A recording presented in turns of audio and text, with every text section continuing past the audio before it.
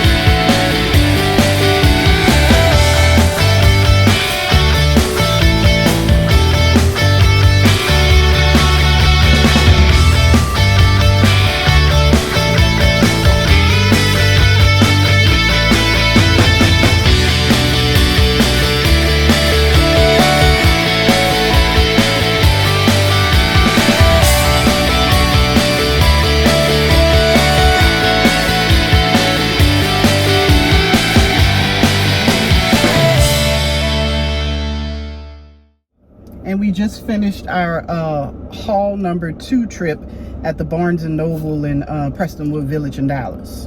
Shout out to Ron, who was very helpful. He talked about how other people have been coming from all over the DFW Metroplex with a list of the Criterions that they want, titles, because many of these Barnes & Nobles have shrank their Criterion selection.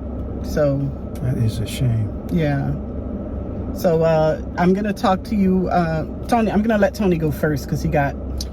All right. So to point out some titles that we got today, number 1 is Imitation of Life.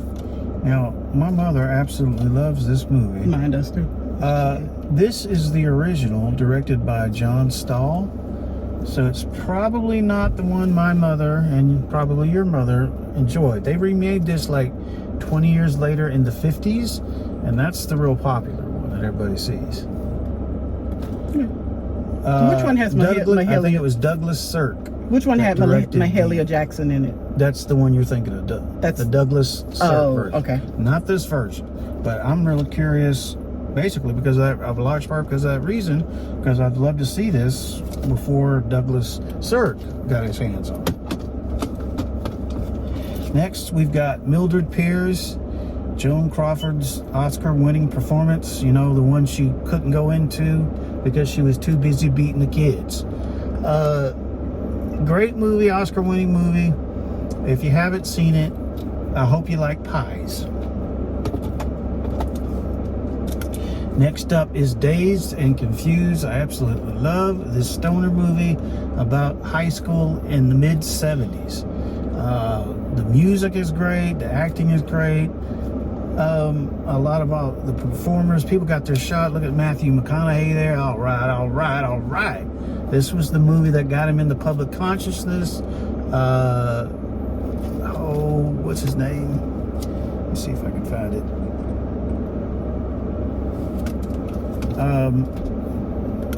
Ben Affleck. Ben Affleck is in this too. So a lot of people started. Who's the girl that had the Janet Dome's diary? What's her name? Janet Dome's diary. The diary movies. Oh, she was in Diary. Bridget Jones' Diary. Who Renee was- Zellweger. Renee Zellweger She was in is that? in this. Yes. It's been years since I've seen it. So a lot of prominent people are in this before they really got big.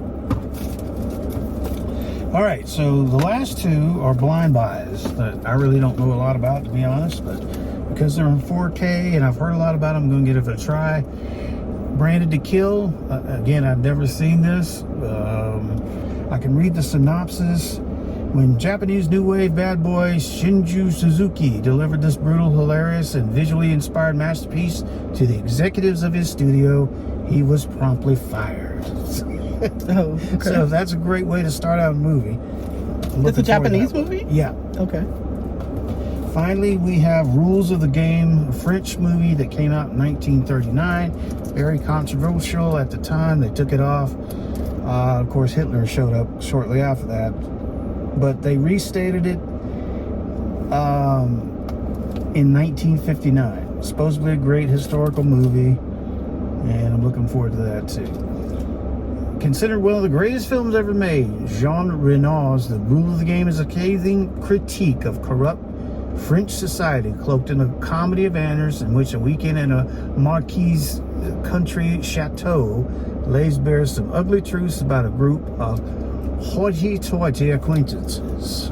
Okay. I don't know about that one, but okay, so my turn. Usually I like to do this in the store, but they were blasting the music and we don't want to get a copyright strike. So but this is also Tony's the chilly scenes of winter.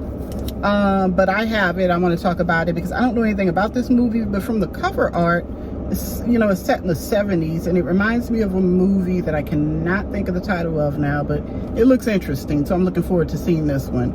I saw a couple of titles that I wanted, but I think it can wait. I'm not so much of a physical media person as Tony is, but Hollywood Shuffle is one that I have my eye on. I think I'll probably wait until the end of year semi-annual sale to get that one and talk about it. Yeah, so we got another sale coming in November. Yeah, and the Ron said that an Arrow sale was coming. Yeah, next month is an Arrow sale. 30% off of all Arrow titles, was it? I'm hoping it was 50, but No, he said 30, I think. Yeah, I think that's what he said. But yeah, so stay tuned for that. Barnes & Noble, Prestonwood Village, Dallas, Texas. It was the only one in the Dallas-Fort Worth Metroplex that had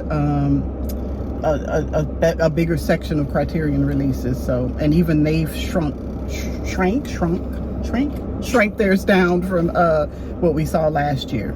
So, I'm a physical media devotee, so there's no stopping me. Yeah, I'll travel to Dallas. I'll travel wherever to get a better selection. He'll